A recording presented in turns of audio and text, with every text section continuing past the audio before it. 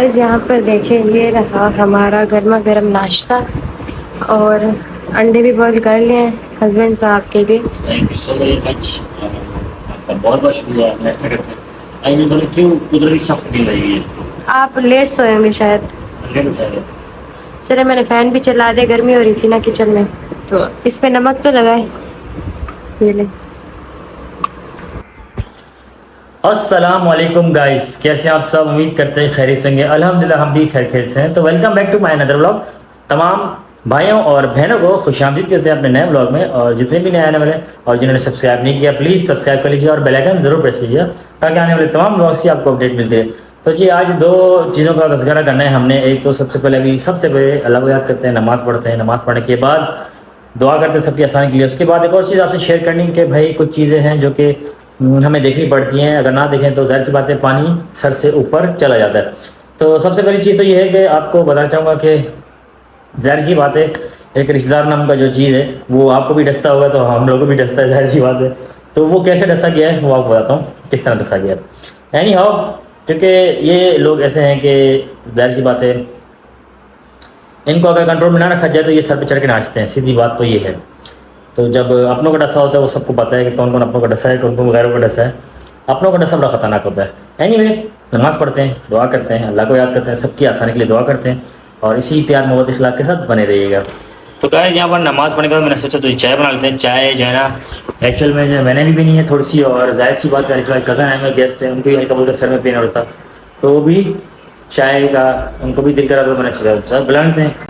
तो अभी चाय बनाने लगे हैं, फिर जाहिर सी बात है चाय पी के फिर मैं उनसे बताऊँगा उनके साथ एक्चुअल में इशू हुआ क्या है, और जो भी इशू है वो उसको बताएंगे अपनी ज़बानी कि उनके साथ क्या ऐसा हुआ है और किस तरह से हम उनको लेकर आए यहाँ पर वापस पंजाब भेज रहे हैं और दोबारा से उनकी स्टडीज़ जो डिस्टर्ब हो गई है उसको कंटिन्यू करा रहे हैं। तो जी आपको पता है जाहिर सी बात है जब पंजाब में लोगों के काफ़ी हालात डाउन हो जाते हैं, फसलें नहीं दे पाती जो उनको चाहिए होता है, मतलब उनके ड्यूज़ वगैरह होते हैं, तो वो कुछ कोशिश ही करते हैं मतलब अपने बच्चों की पढ़ाई डिस्टर्ब करने की, इस तरह की। तो हमारी कोशिश ये थी कि भाई इनको ऐसा ना करना दें, और ये है कि बस उनका इशू रिजॉल्व हो गया अल्हम्दुलिल्लाह। बट ये है कि उसकी वजह से उनके बेटे को जो इशू फेस करने पड़े, काफ़ी सारी प्रॉब्लम्स हुई, तो वो हम थोड़ी देर में आपको बताएंगे। तो फिलहाल अभी चाय बना रहे हैं, चाय बनाने के बाद फिर उनसे मुलाकात करते हैं। तो गाइस अभी मैंने कंप्यूटर ऑन किया पीसी और साथ में अपनी चाय और बिस्किट रख लिया है, और एक बिस्किट चाय अजबा के कज़न को दे दिया है। जब तक अजबा नहीं आई तो हमने सोचा क्यों ना अपना जो है ना थोड़ा सा काम कर लिया जाए। अभी थोड़ा सा काम करते हैं ऑनलाइन, उसके बाद फिर निकलते हैं गाँव की तरफ और फिर उनसे मुलाकात करते जाएंगे और बताएंगे वो खुद डिटेल अपने मुंह से कि उन्होंने क्या ऐसा इशू फेस किया। और एनी हाउ आज घर सुना सुना लग रहा है क्योंकि जाहिर सी बात है अब्बू भी चले गए पंजाब, और जाहिर सी बात है अब्बू थे, रौनक थी थोड़ी सी और गप्पे शप्पे लगती रहती थी, घर पर टाइम स्पेंड करते थे। फिर मैं आ जाता था तो सारे ही घुल मिल के रहते थे। फिर अम्मी आ जाती थी ऑफिस से। हाँ एनी हाउ आज अम्मी को भी लेने जाना है मैंने, क्योंकि अम्मी को एक डॉक्टर के पास जा रहे हैं, तो मैं अपने काम से डायरेक्ट 1 घंटे के लिए ऑफ लूँगा और फिर वापस आऊँगा। अम्मी को पिक करके हॉस्पिटल ले जाना है, क्योंकि ऑपरेट करने से पहले मैं चाह रहा हूँ कि 2-3 डॉक्टर्स को दिखा दें। डायरेक्ट ऑपरेट बेहतर मशवरा नहीं होता, कोई 2-3 डॉक्टर से दिखाए, अगर उन्होंने कुछ कहा तो फिर जाहिर सी बात है हमारा सेकंड स्टेप ऑपरेट होगा। तो गाइस जस्ट मैं अभी घर पे आई हूँ और जो है नमाज़ पढ़ी, फ्रेश हुई और घर की सफाई की, और अभी जो है मैं बना रही हूँ खाना रात के लिए। और आज शायद मेरे कज़न भी चले जाए, उनकी सीट है, और अम्मी भी आएंगी तो उनके लिए भी खाना बनाते हैं। और बस अभी खाना बनाते हैं, आप सबके साथ भी ज़रूर शेयर करूँगी। तो यहाँ पे देखें सफाई मैंने कर ली थी आते ही, और मेरे हस्बैंड साहब जो आके अपने काम में बिज़ी हो गए, तो मैं ना जल्दी से खाना बना लेती हूँ।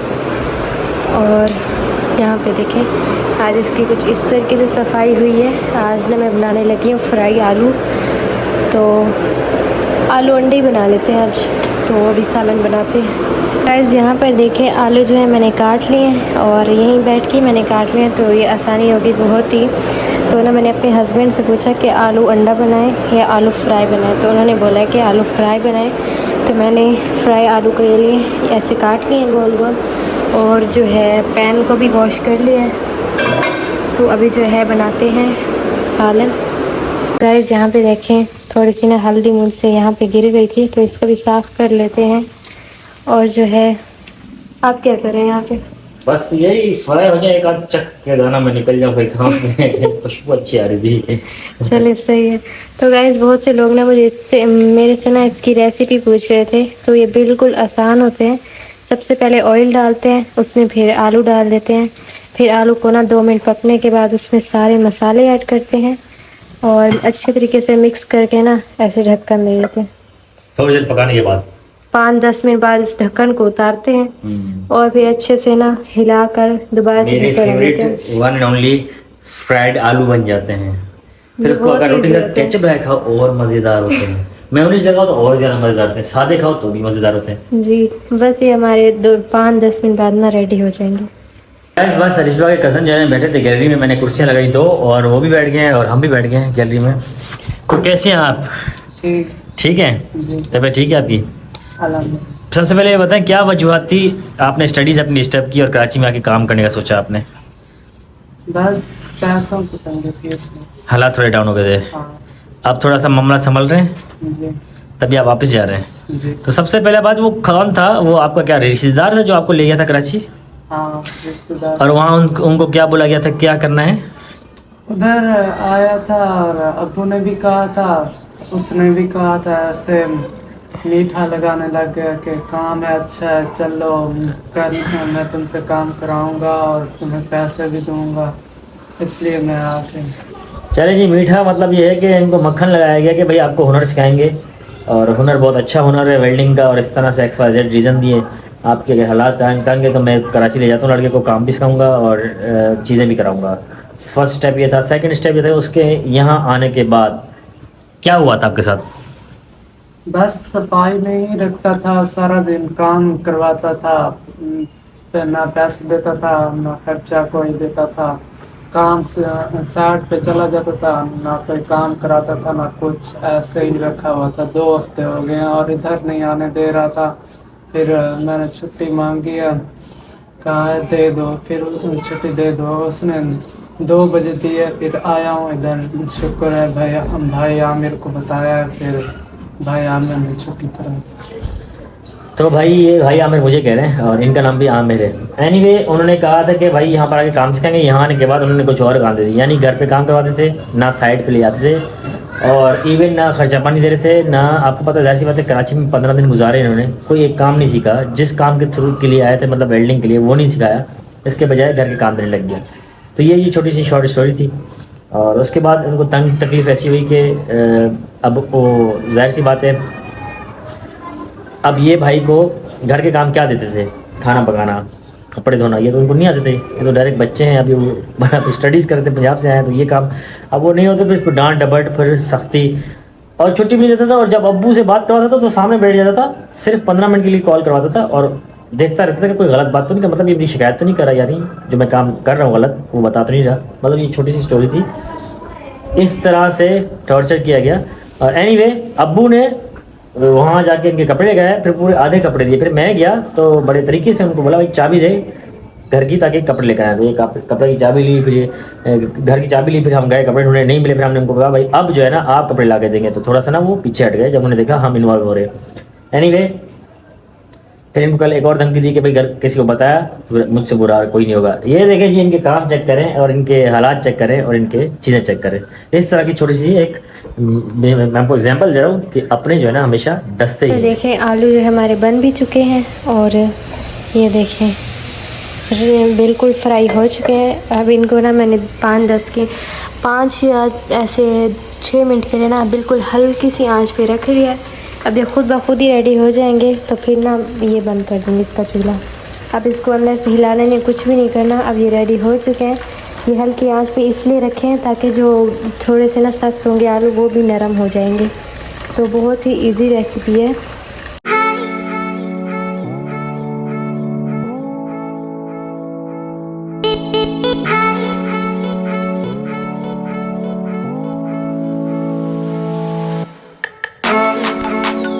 इस खैबान एहतियात पे अम्मी और मैं पूरा घूमे हैं और सिर्फ ये बताया कि खैबान एहतियात का इलाका है और ये पूरा इलाका है जी। अब चाहे इस फ्लोर पे डॉक्टर हो सकता है, चाहे इस बिल्डिंग के इस फ्लोर पे हो सकता है, चाहे पिछली गली में हो सकता है। पिछले आधे घंटे से हम ढूंढ रहे हैं, मिल रहे हैं। तो जी बस अब हमें चलना चाहिए दोबारा।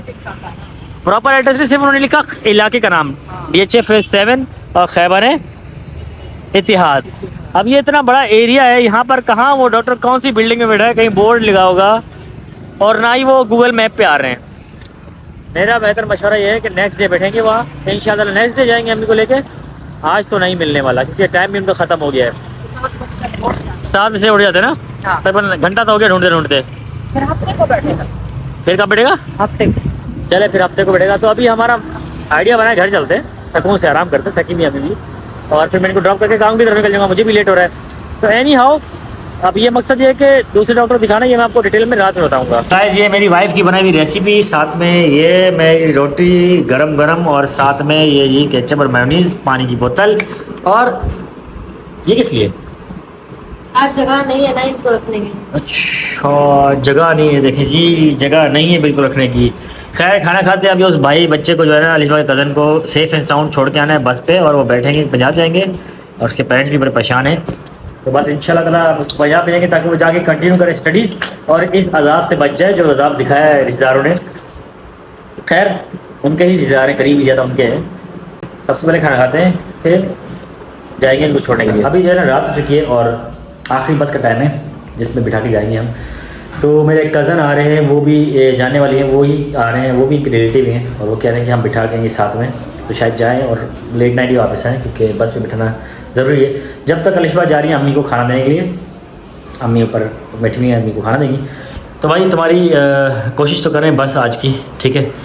और तुम्हारी अम्मी की कॉल आई थी, कह रहे थे आज रह लेते, कोई मसला नहीं था, लेकिन खैर तुम्हें छोटी जल्दी है ज़्यादा। किसी चीज़ की कोई तकलीफ़ तो बताओ, कोई चीज़ की ज़रूरत नहीं, बस खैर खैरियत से पंजाब पहुँच के फ़ोन कर देना, ठीक है जी। आप लोगों ने बहुत खिदमत किया, आपका शुक्रिया।